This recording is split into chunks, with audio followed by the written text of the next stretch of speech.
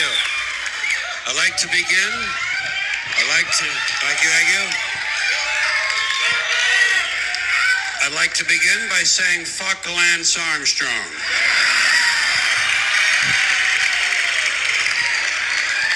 Fuck him and his balls and his bicycles and his steroids and his yellow shirts and the dumb empty expression on his face. I'm tired of that asshole. And while you're at it, fuck Tiger Woods, too. There's another jack-off I can do without. I'm tired of being told who to admire in this country. Aren't you sick of being told who your heroes ought to be? Being told who you ought to be looking up to. I'll choose my own heroes, thank you very much. And fuck Dr. Phil, too.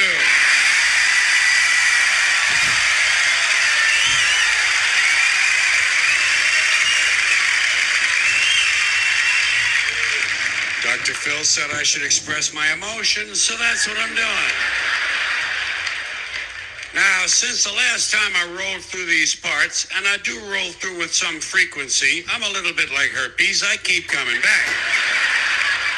But since the last time I might have seen some of you folks, I have had my 70th birthday. So,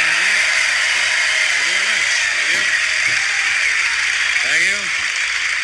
Yeah, I'm now 70 years old, and I like 70. Not as much as I like 69. Well, 69 was always my favorite number. Now I figure I'm 69 with one finger up my ass.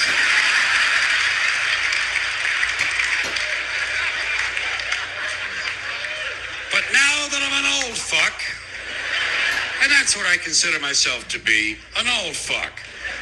Old fuck is a very special term. It's not like old man. Old man is different.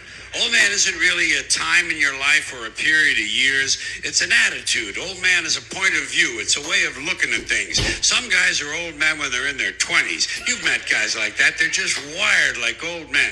Not me. Not an old man and not an old fart. Because an old fart is kind of... What I am is an old fuck. It's kind of like a fat fuck. You know what I mean? Fat fuck, tall fuck, skinny fuck, short fuck. Old fuck. Who's the old fuck? That's Georgie. Georgie's the old fuck. In this respect, fuck is actually a synonym for the word fellow.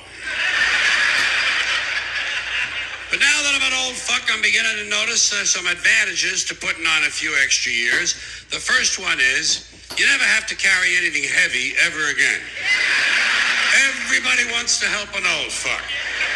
If you got a big suitcase or something like that, you know, you just kind of go like this a little bit. You say, yeah, could you help me with this? Say, yeah, hey, how far are you going? Indianapolis. He wants to help. Fuck him, put him to work. Take advantage of people. Another nice thing about getting old is you can leave any social event early just by saying you're tired. Works great with family members. Just turn to the person next to you and say, geez, I'm getting tired, you know? Oh, you tired? Come on, Grandpa's tired. Grandpa's going to bed. Someone else says, but it's 7:30 in the morning. There's always one asshole in the family. But the best thing about getting old is you're not responsible for remembering things anymore.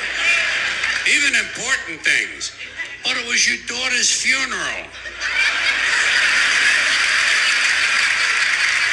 I forgot. You can even make believe you have Alzheimer's disease. That's a lot of fun. You look around the dining room table and you say, who are you people and where's my horse? Then you stare at your oldest son and say, Agnes, I haven't seen you since First Communion. Fucks them up. Fucks them up. They don't know how to handle it. Takes them a week to get over that shit. And they start listening to you a lot more carefully from then on. So don't be afraid to get old. It's a great time of life. You get to take advantage of people, and you're not responsible for anything. You can even shit in your pants. Oh, well, you know. Hey, they expect it. I haven't tried that yet, but I don't rule it out. I'm keeping my options open. Everything is on the table. Perhaps that's not the figure of speech I wanted. So you know what I've been doing? Going through my address book and crossing out the dead people. You do that? That's a lot of fun, isn't it? Gives you a good feeling. Kind of gives you a feeling of power. A superiority to have outlasted another old friend. But you can't do it too soon, you know? You can't do it too soon. You can't come running home from the funeral and get the book out, you know, you can't do that. A little time has to pass. You have to let a little time go by. I have a rule of thumb, 6 weeks. If you're a friend of mine and you're in my book and you die, I leave you alone for an extra 6 weeks. 6 extra weeks in the book on the house, it's on me. But after that, hey, facts are facts. Fuck you, you're dead.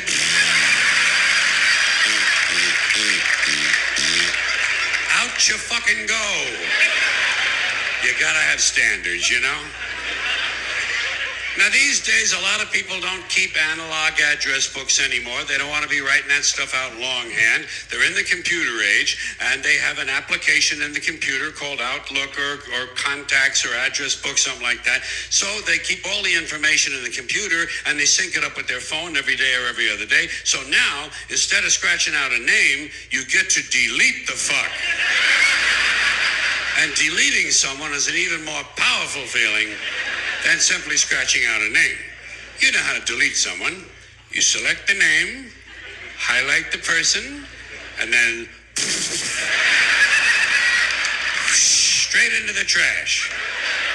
Now, if it's a really close friend of yours, you might not want to empty the trash for about 6 weeks.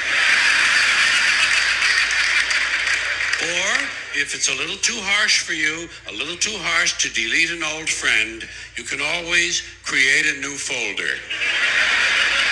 A special folder for dead people. You keep it on your desktop. It's kind of a digital purgatory.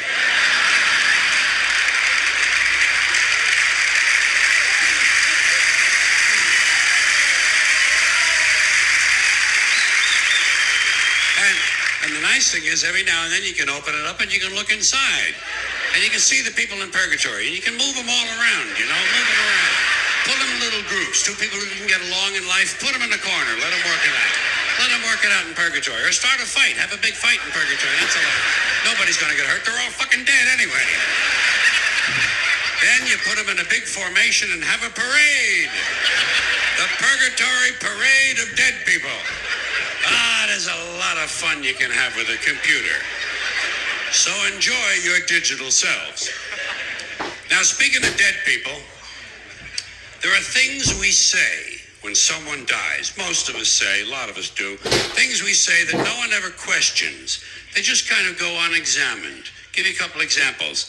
After someone dies, the following conversation is bound to take place, probably more than once. 2 guys meet on the street. Hey, did you hear? Phil Davis died. Phil Davis? I just saw him yesterday. Yeah. Didn't help. He died anyway. Apparently, the simple act of your seeing him did not slow his cancer down. In fact, it may have made it more aggressive. You know, you could be responsible for Phil's death. How do you live with yourself? Here's another thing we say. This is something that is usually said to the surviving spouse. Usually a woman, because of the way it works. Listen, if there's anything I can do, anything at all, please don't hesitate to ask. What are you going to do, a resurrection? This ain't the fucking New Testament, you know. You know what you tell a guy like that who wants to help? Oh, fine, why don't you come over next weekend, you can paint the garage. Bring your plunger, the upstairs toilet overflowed, and there's shit all over the floor up there. You drive a tractor? Good, that'll come in handy. The North 40 needs a lot of attention. Bring your chainsaw and your pickaxe, we're gonna put your ass to work. He wants to help? Fuck him, call his bluff. Call his bluff. The nerve of these pricks. Here's another thing we say to the surviving spouse. I'm keeping him in my thoughts. Where? Where exactly in your thoughts does he fit? In between my ass hurts from this chair and let's fuck the waitress?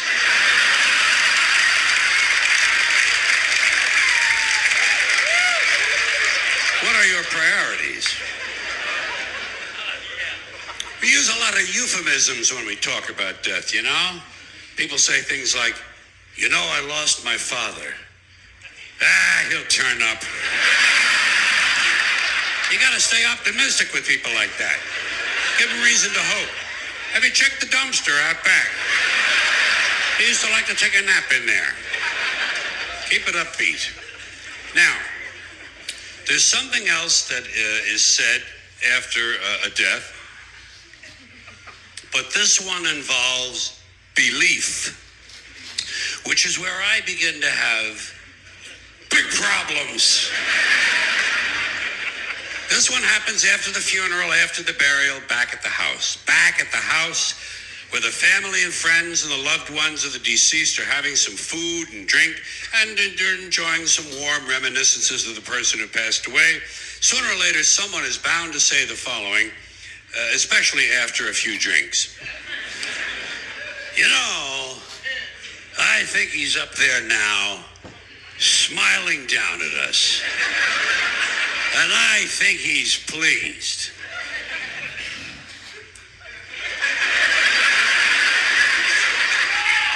Now, first of all, there is no up there.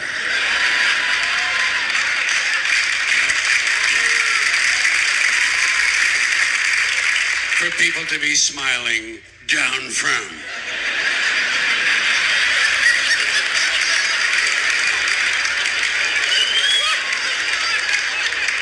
It's poetic, it's quaint, and I guess for superstitious people it provides a little comfort, but it doesn't exist. But if it did, and if someone did somehow survive death in a non-physical form, I personally think he'd be far too busy with other celestial activities than to be standing around paradise, smiling down.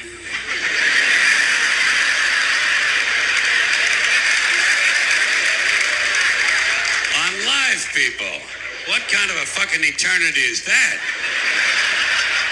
And why is it no one ever says, I think he's down there now, smiling up at us? Apparently it never occurs to people that their loved ones might be in hell. Your parents could be in hell right now. Your parents and your father for sure. Oh shit, hell is full of dads. Full of dads. Even the ones who took you to the ball game. Just for beating the shit out of you once too often. And fucking the neighbor lady. And fucking the neighbor dog. And who knows, maybe even fucking the UPS man. We'll never know what mischief Dad was up to. Parents in hell. Kind of gives you a nice feeling, doesn't it? It does me. Grandparents in hell. Picture that. Picture your grandmother in hell. Baking pies without an oven. And if someone were in hell, I doubt very seriously he'd be smiling. I think he's down there now, screaming up at us. And I think he's in severe pain. People just refuse to be realistic. They don't like to be realistic. People would rather stroke themselves. You know, oh, they like to stroke themselves. Don't they stroke themselves? They stroke each other. They get stroked. They stroke the boss strokes them. Everybody strokes everybody. It's nothing but a big stroke job in this country. The government strokes you every day of your life. Religion never stops stroking you. Big business gives you a good stroke, and it's one big transcontinental cross-country red, white, and blue stroke job. Do you know?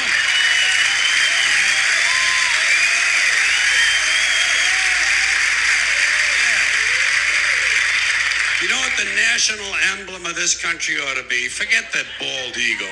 The national emblem of this country ought to be Uncle Sam standing naked at attention saluting and seated on a chair next to him, the Statue of Liberty, jerking him off.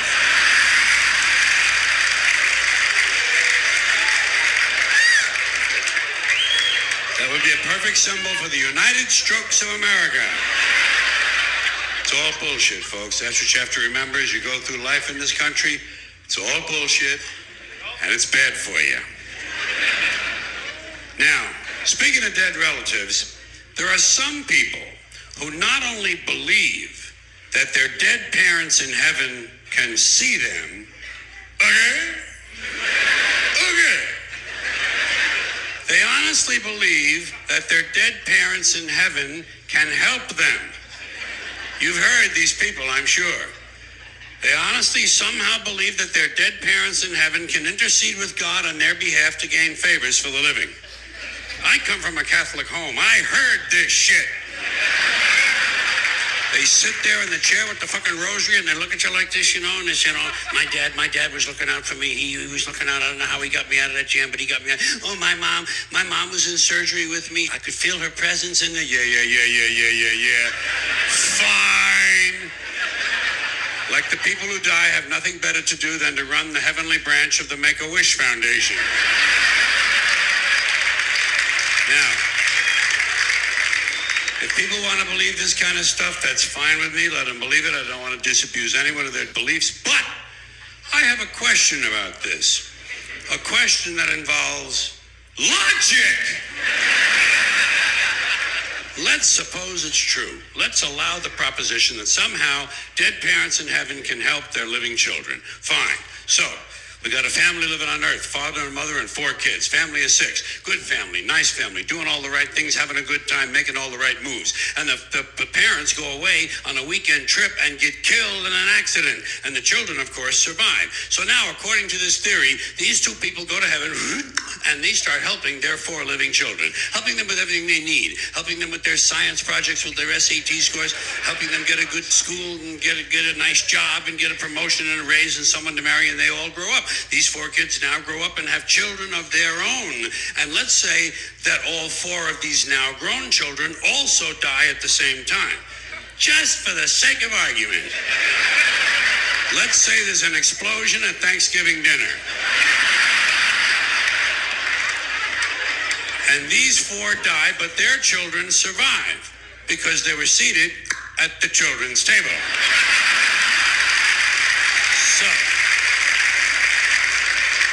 So now, according to the theory, these 4 go to heaven and they start helping their living children. But what happens to the original 2? What happens to the grandparents? Do they just go off duty now? What do they do? Is there a retirement program up there? Are there some activities for these people? Shuffleboard, pinball, online poker? There must be something they can do. Or do they have to remain on duty indefinitely? Do they have to keep on helping their living descendants forever and ever and ever? Is that what heaven's all about, helping the living? When do you get to just lie back on a cloud and take a fucking harp lesson? You know what I mean? Because people have been dying for a long, long time. There's been a lot of dead motherfuckers. Did you know that? Yes, you knew there's a lot of dead motherfuckers. We've had 100 billion people live on this earth. That's what the experts say. 100 billion people have lived here. So let's say half of them died and went to heaven. That's 50 billion people up there. That's a pretty crowded place. It must get pretty busy and pretty hectic up there. And God must get pretty pissed off with all these favors. Yeah, I know. Spelling test Tuesday. Get the fuck out of here with the thing.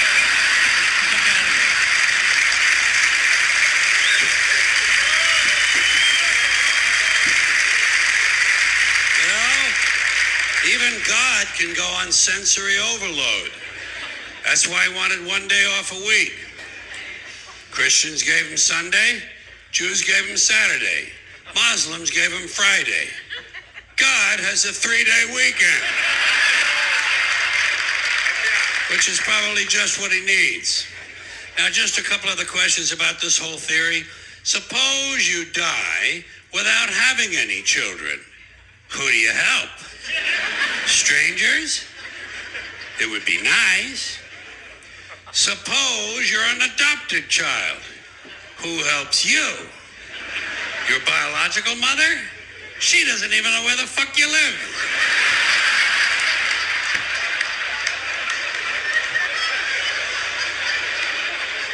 Suppose you kill your parents.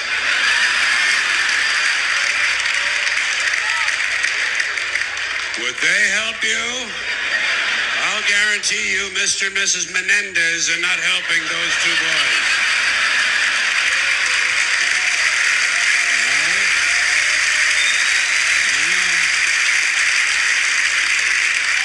Lyle and Eric are on their own.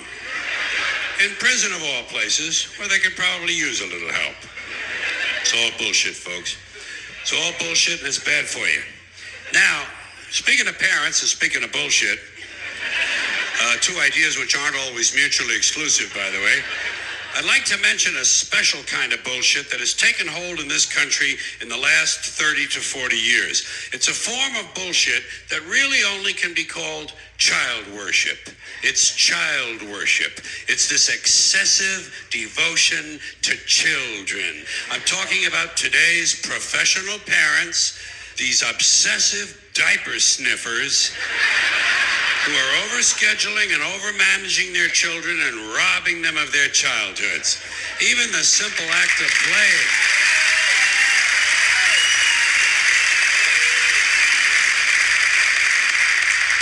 Even the simple act of playing has been taken away from children and put on mommy's schedule in the form of play dates. Something that should be spontaneous and free is now being rigidly planned.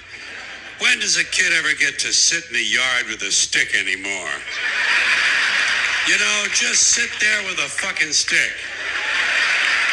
Do today's kids even know what a stick is? You know? You sit in the yard with a fucking stick and you dig a fucking hole. You know?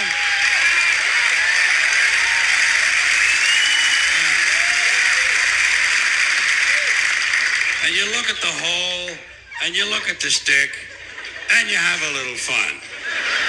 But kids don't have sticks anymore. I don't think there are any sticks left. I think they've all been recalled because of lead paint.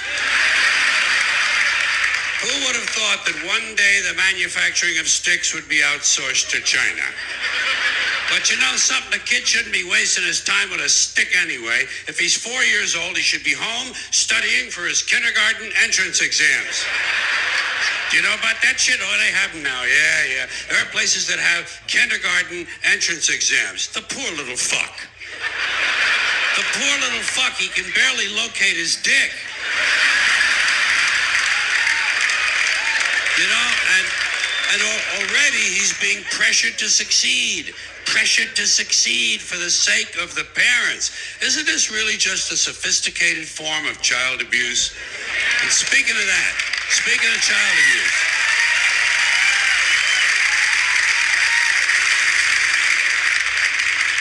child abuse, next up, grade school.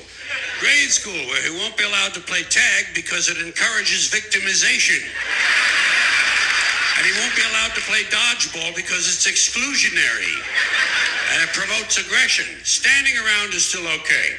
Standing around is still permitted, but it won't be for long because sooner or later some kid is going to be standing around and his foot will fall asleep and his parents will sue the school and it'll be goodbye fucking standing around.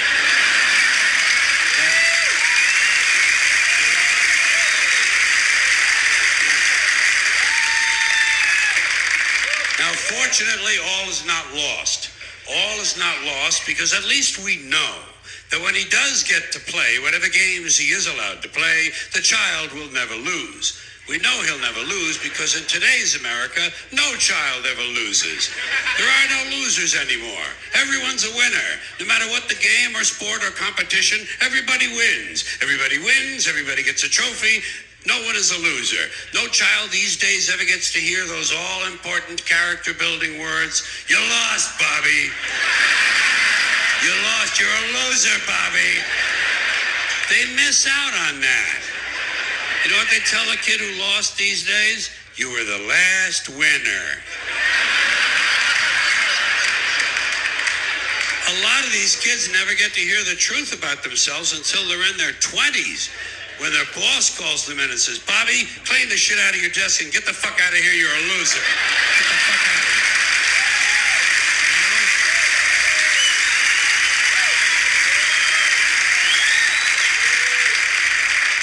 Of course, Bobby's parents can't understand why he can't hold a job. In school, he was always on the honor roll. Well, what they don't understand, of course, is that in today's schools, everyone is on the honor roll. Everyone is on the honor roll because in order to be on the honor roll, all you really need to do is to maintain a body temperature somewhere roughly in the 90s. We shouldn't be worrying about how he's doing in school. Let's not worry about that because come summertime, he'll be off to camp. Yes, he'll be off to camp, but not to swim and hike and play softball. No. Today's child will be sent away to lose weight. He'll be sent to fat camp or computer camp or violin camp or ceramics camp or leadership camp, whatever the fuck that is. Leadership camp. Isn't that where Hitler went?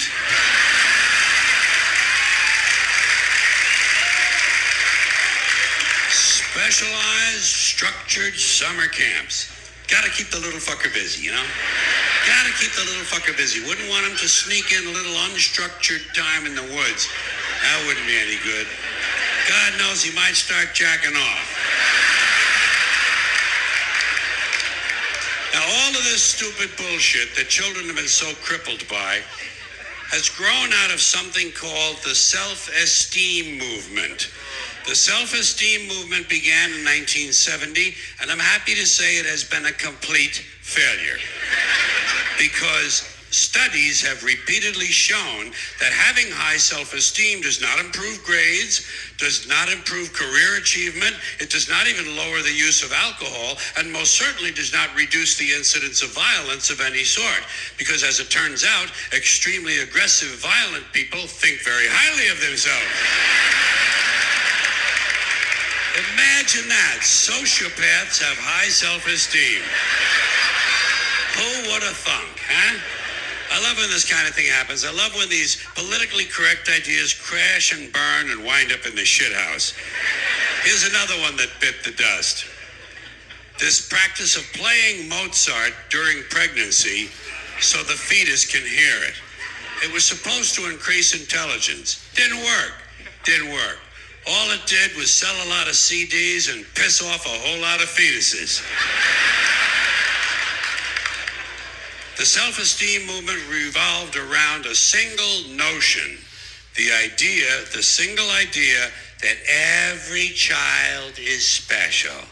Boy, they said it over and over and over, as if to convince themselves. Every child is special. And I kept saying, fuck you. Every child is clearly not special. Did you ever look at one of them? Did you ever take a good close look at one of these fucking kids? They're goofy. They're fucking goofy looking. They're too small. They're way too fucking small. They're malapportioned. Their heads don't fit their bodies. Their arms are too weird and everything. Can't walk across the room in a straight line. And when they talk like I got a mouthful of shit. They're incomplete. Unfinished work. I never give credit for incomplete work. Now, P.T. Barnum might think they're special, but not me. I have standards. But let's say it's true. Let's grant this. I'm in a generous mood. Let's grant this proposition. Let's say it's true as somehow every child is special. What about every adult? Isn't every adult special too? And if not, then at what age do you go from being special to being not so special? And if every adult is special, then that means we're all special and the whole ideal is all its fucking meaning. Here's another platitude they jam down your throat. Children are our future. Children are not our future. And I can prove it with my usual flawless logic.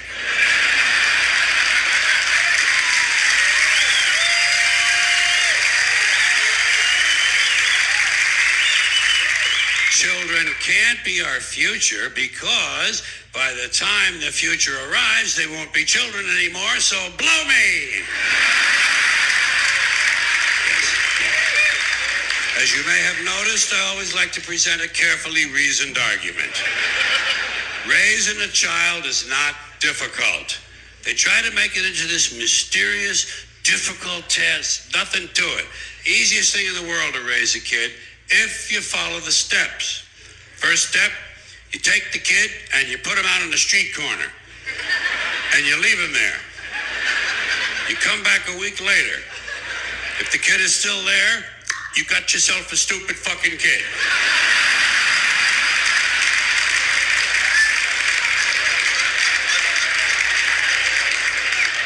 Then you just proceed from that point. It's all bullshit, folks. It's all bullshit, and it's bad for you. Now, you wouldn't know it for some of the things I've said over the years, but I like people. I do. I like people, but I like them in short bursts.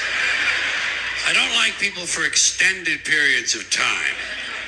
I'm all right with them for a little while, but once you get up past around minute and a half,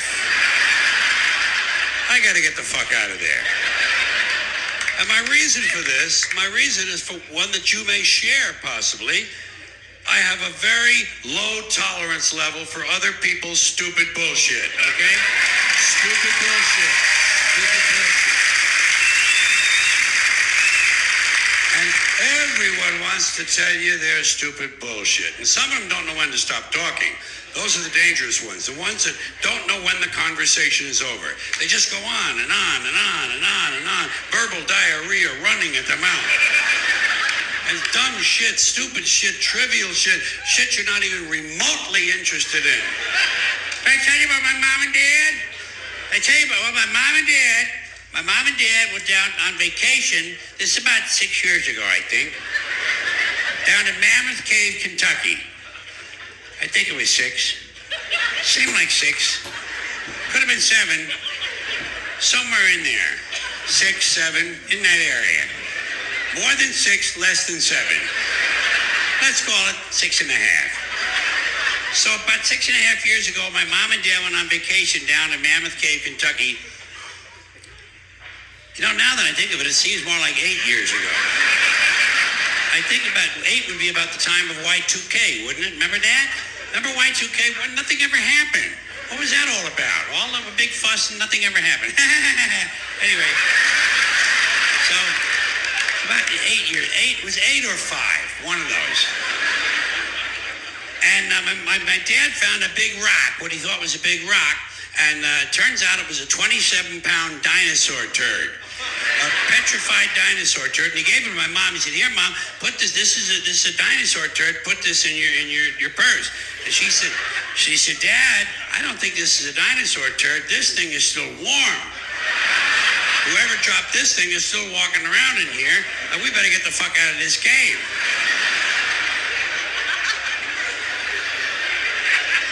Nine years ago. I know it was 9. I know it was 9 because my wife was pregnant with our first son, Mahmoud ibn el-Said ben Salam. And he's 10 now.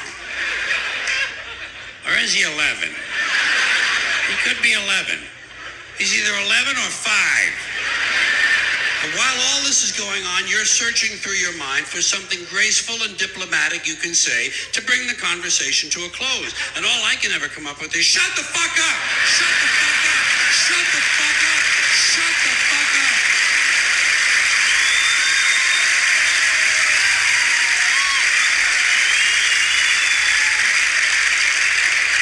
But you can't say that. Good manners don't permit it. You have to find some other way. I go to body language. I try to indicate with my body language that I'm through with the conversation. I find myself leaning at a 45-degree angle, indicating the direction I'd like to go. If this person would just shut the fuck up. I might even give him a verbal cue. Surgery. Surgery. I'm late for surgery. I'm having my ears sewn shut. But they don't pick up on that. Same people on the phone. Same people on the phone. Don't know when to hang up. Don't know when the conversation's over. Dumb, trivial shit. Dumb questions. So what are you guys going to do 5 summers from now? We haven't made any plans. Marge wants to go to the beach. The kids kind of like it at the lake, and I want to go to the mountains. Grandma wants to visit her sister in Frog Balls, Arkansas. How about you? Have you made any plans? It's never too early to make plans. We're going to Norway in 2025. Did you know that up until the 1950s, Norway's economy was based largely on fishing? But now, thanks to improved drilling techniques and the expansion of the global economy, once again, searching through your mind for something gentle you can say, blow it out your ass comes to mind, or shut your fucking pie hole, or if your friend prefers cake, shut your fucking cake hole. But you can't say these things. And you can't use body language on the phone. Well, you can always amuse yourselves, you know.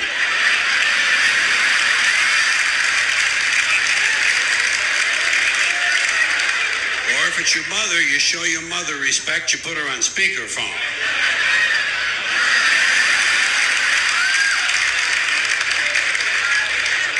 But this doesn't move the conversation forward. You have to find something else. And I then try tone of voice. Do you ever do that? Do you ever try to talk the person into a soft landing? Try to let them know the ending is near?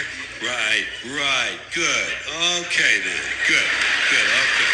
Good. All right then, good. Okay, good. Yep, okay, good. Ah, fuck, there he goes again.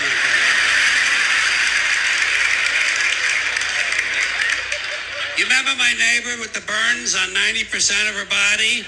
Well, she burned the other 10% now. She was lighting a fart and her bush caught fire.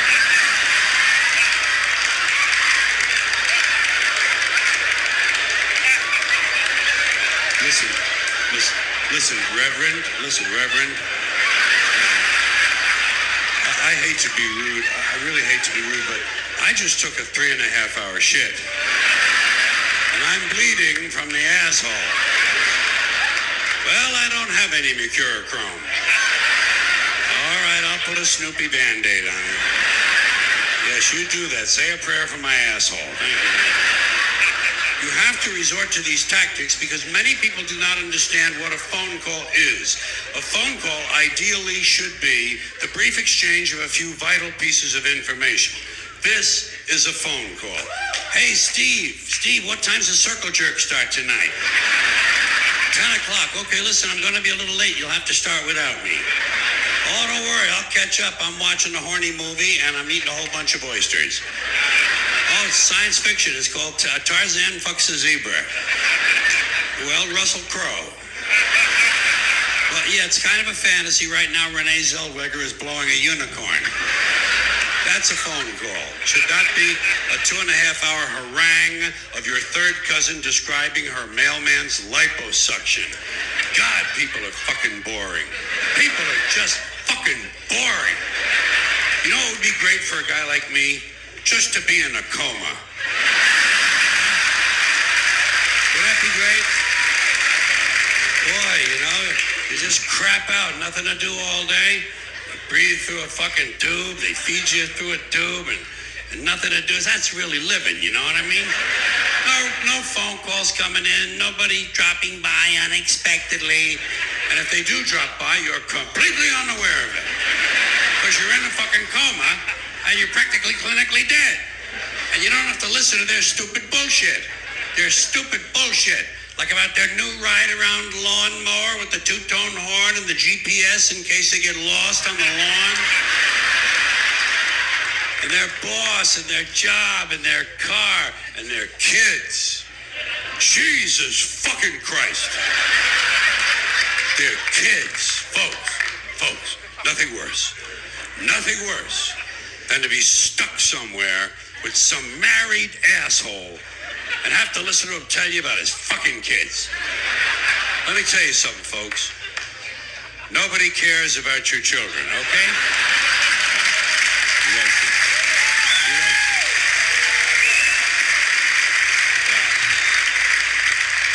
Nobody cares about your children. I speak for everyone. I've been appointed by the rest of the group to inform you we don't care about your children. That's why they're your children. So you can care about them and we don't have to bother. But they tell you anyway. Todd is in the 7th grade now. He's in the cheese club. Giselle is 5 and already she's had 9 periods. Johan is 11 now and he pretty much sits around the house hallucinating all the time. Then they want to show you the pictures. The pictures, here's another ordeal. the pictures of these little gargoyles that they have loosed from their loins. A lot of these professional mommies, they think there's nothing better than having a baby. Oh, they think it's the biggest thing in the world, having a baby. I call it pumping out a unit. That's all they're doing, pumping out a unit. Some of them every year, like clockwork, like an assembly line. Hey, Jeff, want a kid? How about twins?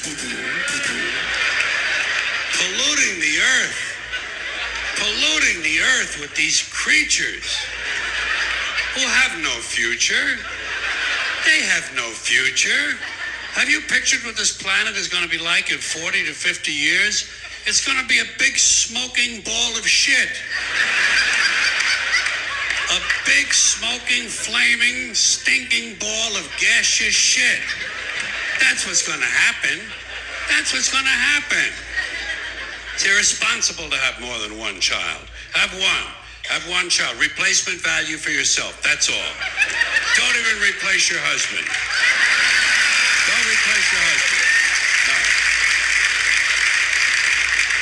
He's done enough fucking damage as it is. But they want to show you the pictures. Sometimes they warn you. That's a good thing. Hey, you want to see some pictures of my kid? No. Just describe them to me. But they show you anyway. 2 ways you can handle it, I've found. Got 2 ways for you to handle the pictures. First one is the easy way. You just kind of matter-of-factly go along with the game. Boy. Yeah. Girl. Older boy. Older girl. Good. 4.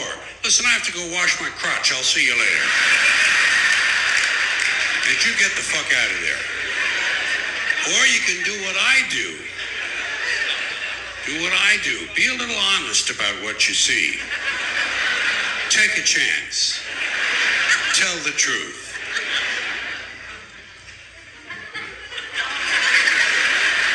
Look at the fucking head on that kid. Jesus, his fucking head is huge. How do you get a fucking head like that? Jesus, have you put him on YouTube yet? Boy, you did a lot of hits with a head like that. Well, put him on eBay. You might make a little money, you know. I'm sure some European circus would snap his ass up on the fucking limit. God damn, that thing is unusual. Listen, maybe he'll grow into him. You never know. Never tell with kids. Hey, let me ask you a practical question. Where do you find hats for a kid like that?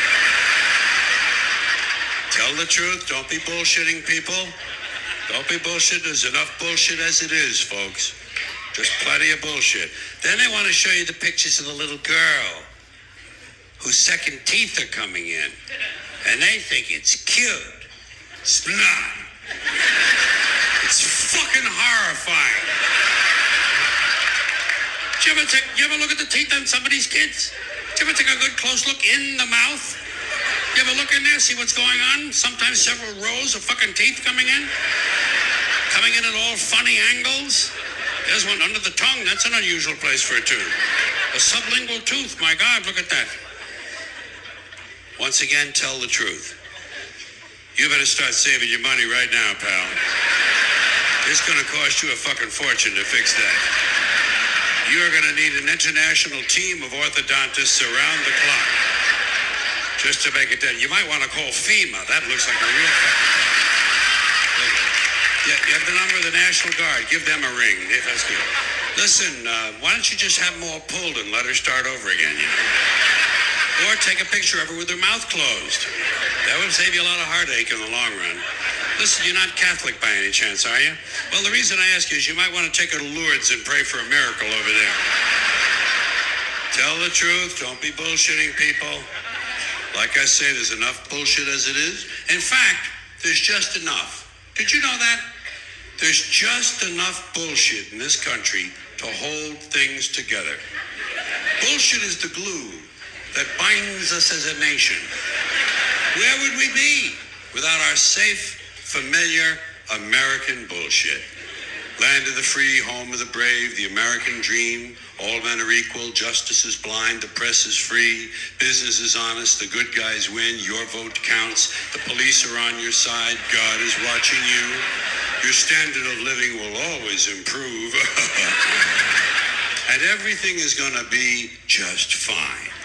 The official national bullshit story. I call it the American okey doke. Every one of those items is provably untrue at one level or another, but we believe them because they're pounded into our heads from the time we're children. That's what they do with that kind of thing. Pounded into the heads of kids because they know that children are much too young to be able to muster an intellectual defense against a sophisticated idea like that. And they know that up to a certain age, children believe everything their parents tell them. And as a result, they never learn to question things. Nobody questions things in this country anymore. Nobody questions anything. Everybody's too fat and happy. Everybody's got a cell phone that'll make pancakes and rub their balls now. Way too fucking prosperous for our own good. Way too fucking prosperous. Americans have been bought off and silenced by toys and gizmos, and no one learns to question things. You remember?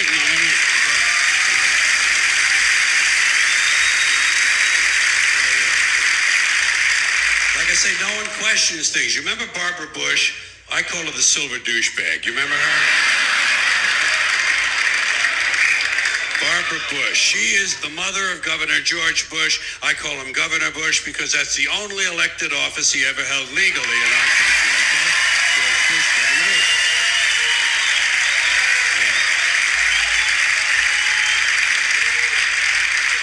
I don't care where they hang his portrait. I don't care how big his library is. He'll always be Governor Bush. I don't even capitalize his name when I type it anymore. So she's the mother of Governor George Bush. She's also the wife of his father, George H.W. Bush, who did become president in the normal, legal, traditional manner. And when he did, she came along for the ride as First Lady. And that's been the tradition up till now. A man has been elected, and the woman has come along for the ride as the First Lady. And usually, as in American life in general, the woman is condescended to, patronized, given something to do to keep her busy. A lot of times they give her a charity or a cause, something she can champion. Betty Ford was told to drink. Remember that? Remember that? That's right. Betty Ford was told, you drink, Betty. Betty, you drink and get really fucked up, okay? Just get totally fallen down, fucked up, drunk, shit-faced, and blow your liver out. Blow your fucking liver out, honey. Then we'll hose you down and we'll put you in a place and get you well there and put your name on the place, and Liza Minnelli can get well and everything's going to be all right. So, that was her assignment. That was her assignment. Barbara Bush's assignment was getting children to read. Remember that? Getting children to read. They figured she had had so much success with George.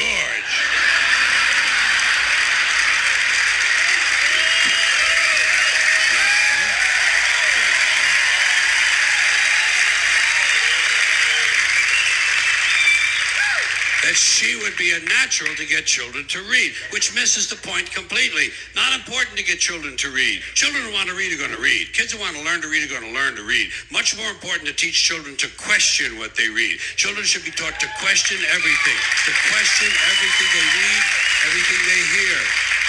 Children should be taught to question authority. Parents never teach their children to question authority because parents are authority figures themselves, and they don't want to undermine their own bullshit inside the household. So they stroke the kid, and the kid strokes them, and they all stroke each other, and they all grow up all fucked up, and they come to shows like this.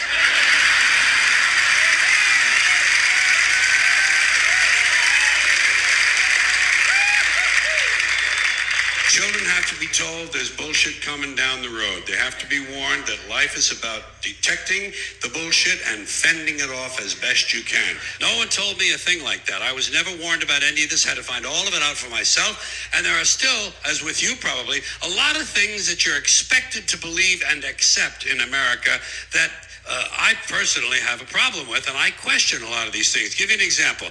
I saw a slogan on the guy's car. It said, proud to be an American. And I thought, well, what the fuck does that mean? Proud to be an American. You see, I've never understood national pride. I've never understood ethnic pride because I'm Irish, and all four of my grandparents were born in Ireland, so I'm fully Irish. And when I was a kid, I would go to the St. Patrick's Day parade, and I noticed that they sold a button that said, proud to be Irish. And I could never understand that because I knew knew that on Columbus Day they sold a different button that said proud to be Italian. Then came Black Pride and Puerto Rican pride. And I could never understand ethnic or national pride, because to me, pride should be reserved for something you achieve or attain on your own, not something that happens by accident of birth. Being Irish...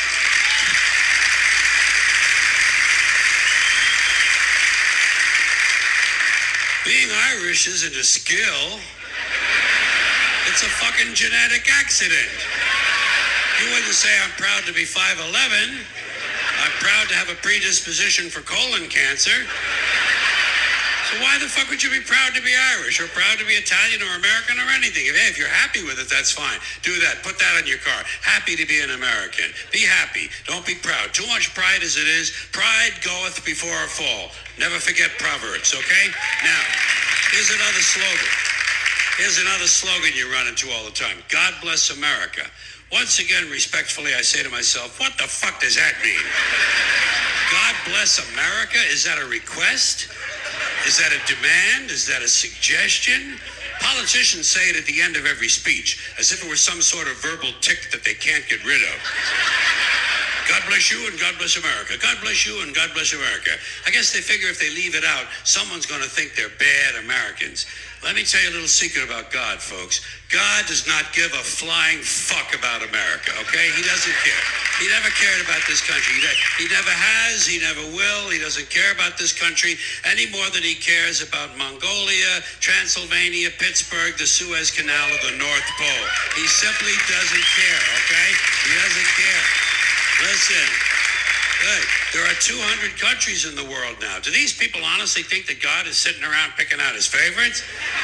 Why would he do that? Why would God have a favorite country? And why would it be America out of all the countries? Because we have the most money? Because he likes our national anthem? Maybe it's because he heard we have 18 delicious flavors of classic rice-a-roni.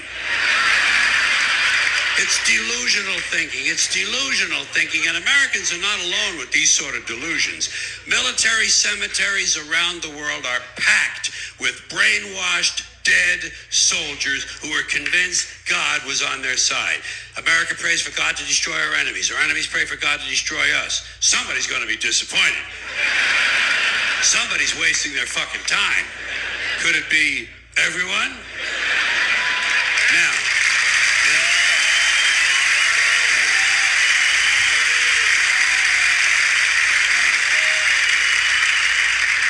people want to say, God bless America, that's their business, I don't care. But here's what I don't understand. If they say, God bless America, presumably they believe in God.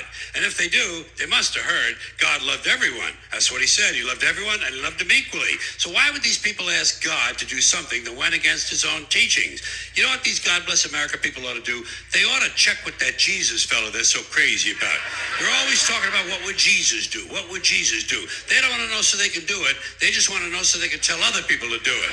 Well, I'll tell you what Jesus would have done. I'll tell you what Jesus would have done. He would have got up on the top of the Empire State Building and said, God bless everyone around the world forever and ever till the end of time. That's what Jesus would have done, and that's what these people should do, or else they should admit that God bless America is really just some sort of an empty slogan with no real meaning except for something vague like good luck. Good luck, America, you're on your own. Which is a little bit closer to the truth.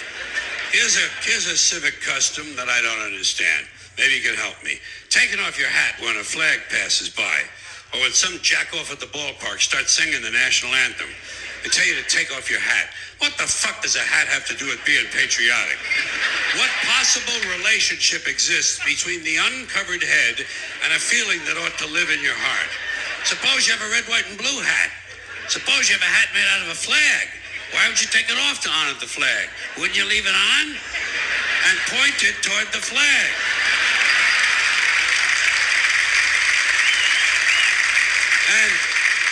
And what's so bad about hats that you have to take them off? Why not take off your pants? Or your shoes? They tell you at the airport, they say, take off your shoes. They tell you it's a national security, so taking off your shoes could be patriotic too. I started to question all this stupid hat shit when I was a kid. When I was a kid, I was a Catholic. At least until I reached the age of reason, okay? So, I was a Catholic. I was a Catholic for about 2.5 years, something like that. And during that time, one of the things they told us was that if a boy or a man went into a church, he had to remove his hat in order to honor the presence of God. But they had already told me that God was everywhere. So I used to wonder, well, if God is everywhere, why would you even own a hat? Why not show your respect? Don't even buy a fucking hat. And just to confuse things further, they told the women exactly the opposite. Catholic women and girls had to cover their heads when they went into church. Same as in certain temples, Jewish men have to cover their heads in those temples. In those same temples, Jewish women not allowed to cover their heads. So try to figure this shit out. Catholic men and Jewish women, no hats. Catholic women and Jewish men, hats. Somebody's got the whole thing totally fucking backwards, don't you think? And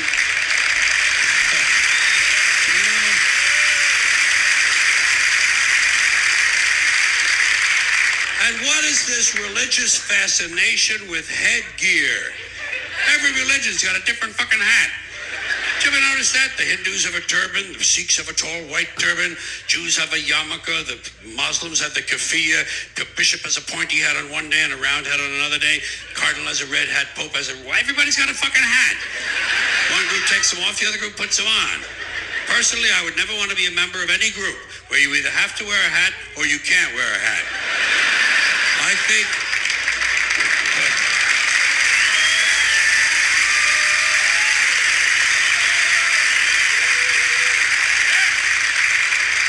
think all religions should have one rule and one rule only: hats optional.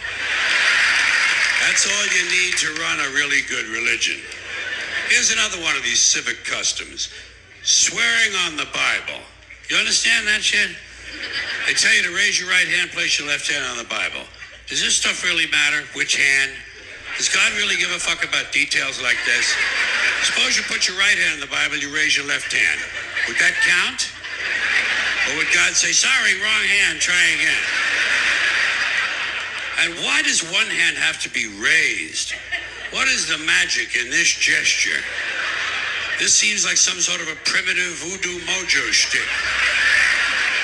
Why not put your left hand on the Bible, let your right hand hang down by your side? It's more natural. Or put it in your pocket. Remember what your mother used to say? Don't put your hands in your pockets. Does she know something we don't know? Is this hand shit really important? Well, let's get back to the Bible, America's favorite national theatrical prop. Suppose the Bible they hand you to swear on is upside down, or backward, or both. And you swear to tell the truth on an upside-down, backward Bible. Would that count? Suppose the Bible they hand you is an old Bible and half the pages are missing. Suppose all they have is a Chinese Bible in an American court, or a Braille Bible and you're not blind. Suppose they hand you an upside-down, backward Chinese Braille Bible with half the pages missing.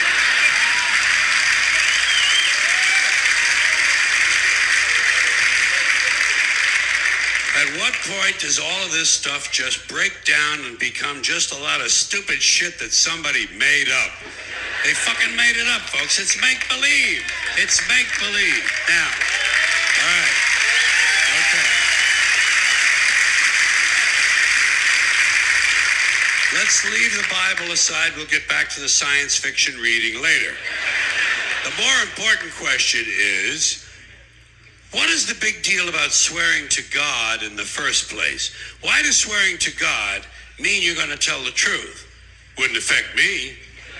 If they said to me, you swear to tell the truth, the whole truth, and nothing but the truth, to help you God, I'd say, yeah.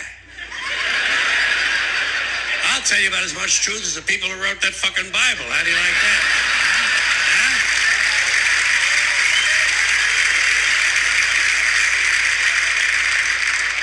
Swearing on the Bible doesn't mean anything. It's kid. Swearing to God is kid stuff. Remember when you were a kid? If you told another kid something he didn't quite believe, he'd say, "You swear to God?" I would always say, "Yeah, I swear to God," even if I was lying. Why not? What's going to happen if I lie? Nothing. Nothing happens if you lie. unless you get caught, and that's a whole different story. Sometimes a kid would think he was being slick with me, and he'd say, "You swear on your mother's grave?" I'd say, "Yeah. Why not? First of all, my mother was alive. She didn't even have a grave. Second of all, even if she was dead, what's she gonna do? Rise from the grave and come and haunt me? Come and haunt me? All because I told a lie to an 8-year-old? Get fucking real, will you?"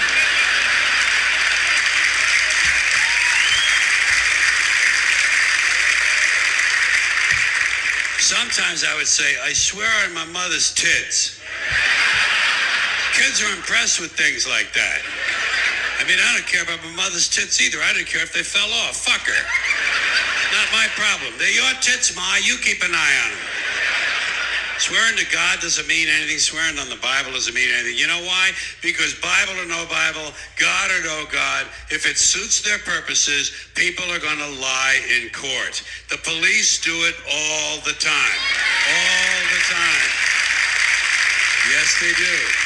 It's part of their job to protect, to serve, and to commit perjury whenever it supports the state's case. Swearing on the Bible is just one more way of controlling people and keeping them in line. And it's one of these superstitious things that holds us back as a species. Here's one more item for you, the last in our civics book. Rights. Boy, everyone in this country's always running around yammering about their fucking rights. I have a right, you have no right, we have a right, they don't have a right. Folks, I hate to spoil your fun, but there's no such thing as rights, okay? They're imaginary. We made them up, like the boogeyman. The Three Little Pigs, Pinocchio, Mother Goose, shit like that. Rights are an idea. They're just imaginary. They're a cute idea. Cute. But that's all. Cute and fictional. But if you think you do have rights, let me ask you this. Where do they come from? People say, well, they come from God. They're God-given rights. Oh, fuck, here we go again. Here we go again. The God excuse. The last refuge of a man with no answers and no argument. It came from God. Anything we can't describe must have come from God. Personally, folks, I believe that if your rights came from God, he would have given you the right to some food every day, and he would have given you the right to a roof over your head. God would have been looking out for you. God would have been looking out for you. You know that? He would have been worried about making sure you have a gun so you can get drunk on Sunday night and kill your girlfriend's parents. But let's say it's true. Let's say God gave us these rights. Why would he give us a certain number of rights? The Bill of Rights of this country has 10 stipulations, okay? 10 rights. And apparently God was doing sloppy work that week because we've had to amend the Bill of Rights an additional 17 times. So God forgot a couple of things like slavery. Just fucking slipped his mind. But let's say God gave us the original 10. He gave the British 13. The British Bill of Rights has 13 stipulations. The Germans have 29. The Belgians have 25. The Swedish have only 6. And some people in the world have no rights at all. What kind of a fucking goddamn God-given deal is that? No rights at all? Why would God give different people in different countries different numbers of different rights? Boredom? Amusement? Bad arithmetic? Do we find out at long last after all this time that God is weak in math skills? Doesn't sound like divine planning to me. Sounds more like human planning.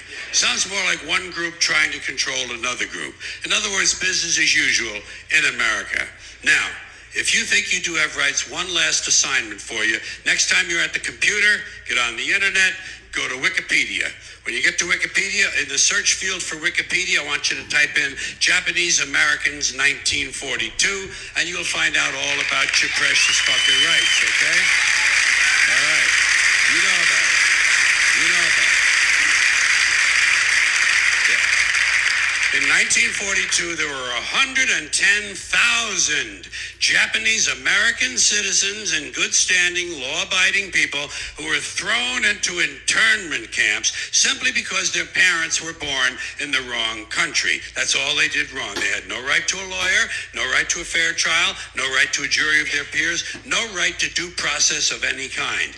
The only right they had, right this way, into the internment camps. Just when these American citizens needed their rights the most, their government took them away. And rights aren't rights if someone can take them away. They're privileges. That's all we've ever had in this country is a bill of temporary privileges. And if you read the news even badly, you know that every year the list gets shorter and shorter and shorter. You see how it's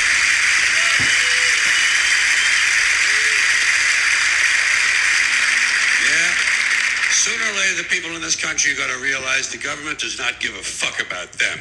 Government doesn't care about you or your children or your rights or your welfare or your safety. It simply doesn't give a fuck about you. It's interested in its own power. That's the only thing, keeping it and expanding it wherever possible. Personally, when it comes to rights, I think one of two things is true.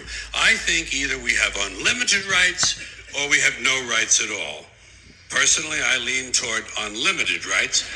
I feel, for instance, I have the right to do anything I please. But if I do something you don't like, I think you have the right to kill me. So where are you going to find a fairer fucking deal than that? So the next time some asshole says to you, I have a right to my opinion, you say, oh yeah? Well, I have a right to my opinion, and my opinion is you have no right to your opinion. Then shoot the fuck and walk away.